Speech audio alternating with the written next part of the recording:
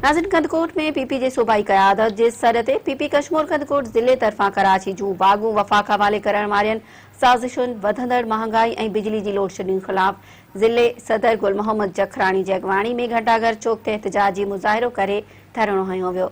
उन हवाले सां ॾिसो था ग़ुलाम रसूल मीरानी जी ही रिपोर्ट।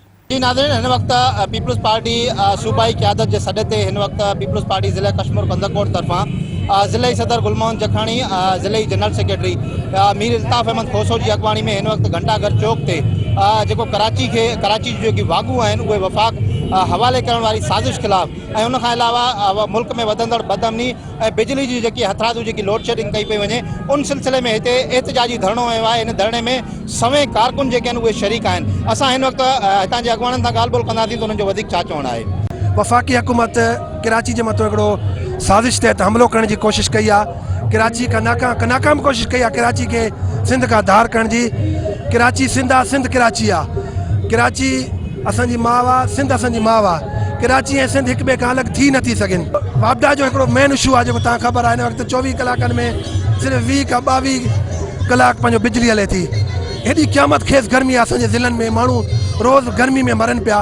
उन जे ख़िलाफ़ महांगाई जे ख़िलाफ़ ऐं कराची के सिंध खां धार करण जी साज़िश जे ख़िलाफ़ जेको हज़ारे जियाला पीपला ऐं आम माण्हू अवाम निकिती आहे। जेसि तक शहीद ज़ुल्फ़िकार अली जो भुट्टो को बि कारकुन हिकिड़ो ई हूंदो पंहिंजी सिंध माउ धरती जी जेको आहे जुदा थियण जी ॻाल्हि कॾहिं बि बर्दाश्त कोन कंदो। असां हिते जेको आहे फ़ोटो छपाइण न आया आहियूं, न हिते को असां मजमू करण आया आहियूं। असां आहियूं पंहिंजी सिंध माउ धरती जी दिफ़ा जे लाइ ऐं पंहिंजी माउ जी मालिकी करण जे लाइ। सिंध सां ज़्यादती थी रही आहे।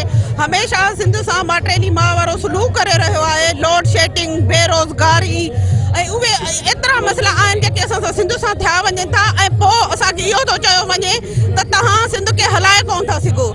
चइनि सूबनि जा माण्हू असांजी सिंध में रहनि था। असांजी जेकी स्ट्रगल आहे सिंध जे लाइ आहे ऐं जेके 18वीं तरमीम ख़तमु करे इहो साबित करणु चाहिनि था त असां सूबनि जा अख़्तियार खसींदासीं त इंशाअल्लाह उनखे कामयाबु करणु न छॾींदासीं। सिंध खे बिल्कुलु वफ़ाक़ नेगलेक्ट कयूं अचे थी। वफ़ाक़ 70% जेको आहे सो सिंध जो खाए थी, लेकिन उन जे मोट में सिंध खे कुझु बि नथो मिले।